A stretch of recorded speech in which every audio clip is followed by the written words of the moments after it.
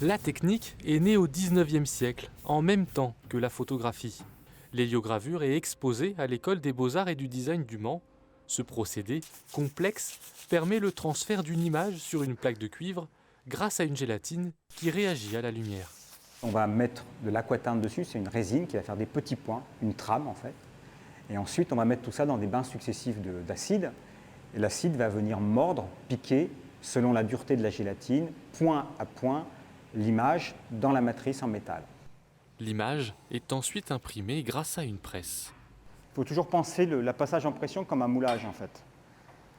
Alors on va demander à la pâte de papier d'aller chercher chaque petit point au creux de la matrice. Voilà.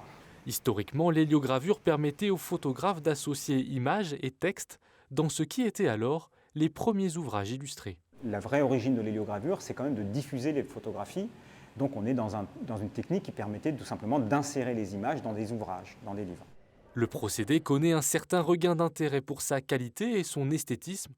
Le photojournaliste Édouard Elias a par exemple édité ses clichés de la guerre au Donbass avec cette méthode. Il y a un mouvement comme ça de l'actualité qui fait que les images, on les voit puis on les oublie.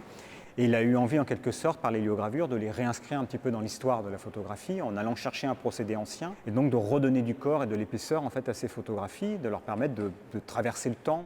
L'exposition regroupe une cinquantaine d'héliogravures de 10 artistes différents. Elle est visible gratuitement jusqu'au 25 mars.